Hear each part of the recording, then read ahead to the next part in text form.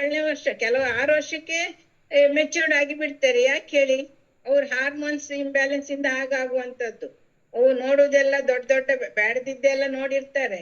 ಆಗ ಸಹ hormones change ಆಗ್ತಾ ಇರ್ತದೆ. ಅದೇ ತಿನ್ನುವಂತ ಫುಡ್ ಇರ್ಬೋದು, ಅದಕ್ಕೆ ಈ ಸಾಫ್ಟ್ ಡ್ರಿಂಕ್ ಅದಕ್ಕೆಲ್ಲ ಇತ್ತಲ್ಲ, ತುಂಬಾ ಎಲ್ಲ ಕೆಮಿಕಲ್ ಹಾಕಿ ಎಲ್ಲ ಮಾಡೋದ್ರಿಂದ ಅವ್ರ ಅಂಗ ಎಲ್ಲ ನಮ್ಗಿಂತ ಜಾಸ್ತಿ ಫಾಸ್ಟ್. ನೀವೀಗ ನಾವು ಚೆಕಪ್ ಮಾಡುವಾಗ ನೋಡ್ತೇವೆ, ಯಾರದ್ದೇ ಆಗ್ಲಿ ಏಜಿಗೆ ಏಜ್ ಸಮಯ ಇರುದಿಲ್ಲ. ಈಗ 40 ವರ್ಷ ಆದ್ರೆ ಅವ್ರ ಬಾಡಿ ಏಜ್ 50-60 ಆಗಿರುತ್ತೆ. ಯಾರದ್ದು 1-2-3 ವರ್ಷ ವ್ಯತ್ಯಾಸ ಆದ್ರೆ ತೊಂದ್ರೆ ಇಲ್ಲ. ತುಂಬಾ ವರ್ಷ ನಾವು ನೋಡ್ತೇವೆ, ತುಂಬಾ ಚೆಕಪ್ ಗೆಲ್ಲ ಹೋದಾಗ ಆ ಮಗುವಿನ ವರ್ಷ 20 ವರ್ಷ ಇರುತ್ತೆ, ಬಾಡಿ ಚೆಕ್ ಮಾಡಿ ನೋಡಿದ್ರೆ 35. ಅದು ಹೇಗೆ? ಅವ್ರು ಒಳಗಡೆ ಅಷ್ಟು ಬಿಲ್ಡ್ ಆಗಿರ್ತದೆ. ನಮ್ಗೆ ಹುಡುಗಿ 6 ವರ್ಷ, ಈ ಸಣ್ಣ ವಯಸ್ಸಿಗೆ ಮೆಚ್ಯೂರ್ ಆಯ್ತು ಅಂತ. ನಿಜವಾಗಿ ಒಳ ದೇಹದಲ್ಲಿ 14-15 ವರ್ಷಕ್ಕೆ ಏನಾಗ್ಬೇಕು ಅದೆಲ್ಲ ಆಗಿರುತ್ತೆ. ಪಾಪ ಮಕ್ಕಳಿಗೆ ಅರಿವೇ ಇರುದಿಲ್ಲ. ಅದರಿಂದ ತುಂಬಾ ಪ್ರಾಬ್ಲಮ್ ಆಗುತ್ತೆ. ಮೇಯ್ನ್ ಆಗಿ ಹೆಣ್ಮಕ್ಳಿಗೆ ಬೇಕಾಗುತ್ತದೆ. ಈ ಸಣ್ಣ ಮಕ್ಕಳಿಗೆ ಬಾಲ್ಯದಲ್ಲಿ ಏನ್ ಬೇಕಾಗತ್ತೆ ಕೇಳಿದ್ರೆ, ಅವರಿಗೆ ಜಾಸ್ತಿ ಕಬ್ಬಿಣಾಂಶ ಬೇಕಾಗಿರುತ್ತೆ ಅಲ್ವಾ? ಮೇಯ್ನ್ ನಾವು ಸಣ್ಣಕ್ಕಿರುವಾಗ ಕಬ್ಬಿಣಾಂಶ ಎಲ್ಲ ಸರಿ ಕೊಡ್ದಿದ್ರೆ ಅವರು ಋತುಮತಿ ಆದಾಗ ಏನಾಗುತ್ತೆ ಯಾಕಂದ್ರೆ PCOD ಪ್ರಾಬ್ಲಮ್, ದೊಡ್ಕಾದ ನಂತರ ಗರ್ಭಾಶಯ ಒಂದೊಂದೇ ಸ್ಟಾರ್ಟ್ ಆಗ್ಲಿ ಶುರು ಆಗುತ್ತೆ.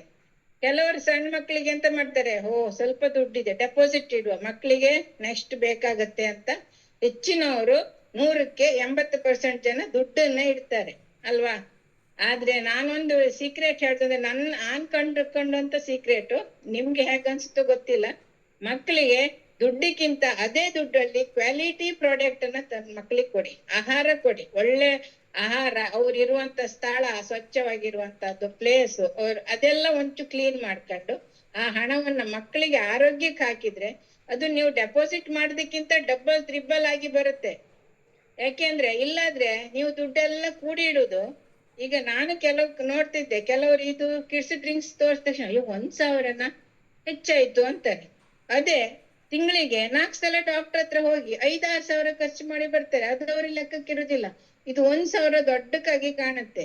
ಇದು 1,000 ನೀವು ಕೊಡ್ತಾ ಇದ್ರೆ ಅವ್ರಿಗೆ ಫ್ಯೂಚರ್ ಅಲ್ಲಿ ಡೆಪಾಸಿಟ್ ಆಗುತ್ತೆ ಬಾಡಿಯಲ್ಲಿ. ಕ್ಯಾಲ್ಸಿಯಂ, ಐರನ್ ಎಲ್ಲ ಹೇರಳವಾಗಿ ಸಿಕ್ಕಿ ಅವ್ರ ಹೇರ್ ಇರ್ಬೋದು, ಸ್ಕಿನ್ ಇರ್ಬೋದು, ಅವ್ರದ್ದು ಯಾವುದೇ ಒಂದು ಮೈಂಡ್ ಇರ್ಬೋದು, ಎಲ್ಲ ಬೆಳವಣಿಗೆ ಚೆನ್ನಾಗಾಗ್ಲಿಕ್ಕೆ ಬುಡದಲ್ಲೇ ನಾವು ಕೊಡ್ಬೇಕು.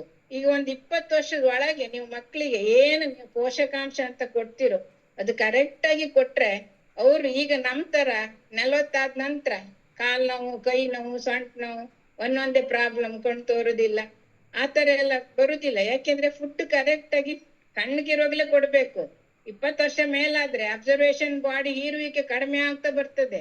20 ವರ್ಷದೊಳಗೆ ಎಷ್ಟು ಕೊಟ್ರು ನೋಡಿ, ಒಂದ್ ಸಣ್ಣ ಗಿಡಕ್ಕೆ ಸಣ್ಣದಿರುವಾಗ ರಪ್ರಪ್ಪ ಮೇಲೆ ಹೋಗುತ್ತಾ? ಆ ಒಂದ್ ಸ್ಟೆಪ್ ಮೇಲೆ ಹೋದ್ಮೇಲೆ ಮತ್ತೆಲ್ಲ ಹೋಗುತ್ತೆ, ಇದು ಅಡ್ಡ ಹೊಡಿಲಿಕ್ಕೆ ಶುರು ಆಗುತ್ತೆ, ಉದ್ದ ಆಗುದಿಲ್ಲ. ಆಗ ಅಡ್ಡ ಹೊಡಿಬಾರ್ದು. ಅಡ್ಡ ಹೊಡೆದ್ರೆ ಎಲ್ಲ ಬೊಜ್ಜು, ಮಧುಮೇಹ, BP, ಶುಗರ್ ಎಲ್ಲ ಒಳಗೆ ಬಂತಂತ ಲೆಕ್ಕ. ಆತರ ನಾವು ಮಾಡ್ಲಿಕ್ಕೆ ಬಿಡಬಾರ್ದು. ಹೆಚ್ಚಿನ ಮಕ್ಕಳಿಗೆ ನೋಡಿ ಒಬೆಸಿಟಿ ತುಂಬಾ ಜಾಸ್ತಿ ಆಗ್ತಿದೆ. ಯಾಕೆ ಹೇಳಿ? ಸಣ್ಣಕ್ಕಿರುವಾಗ ಸರಿಯಾದ ಫುಡ್ ಇಲ್ಲ, ಸರಿಯಾದ ನಿದ್ದೆ ಇಲ್ಲ, ಮಕ್ಕಳಿಗೆ ವ್ಯಾಯಾಮ ಅಂತೂ ನೋಡೋಕೆ ಇಲ್ಲ. ಮೊದ್ಲಾದ್ರೆ ಎಲ್ಲ ಮೈದಾನದಲ್ಲಿ ಆಟ ಆಡ್ತಿದ್ರು, ಈಗ ಹೊರಗೆ ಹೋಗುದಿಲ್ಲ.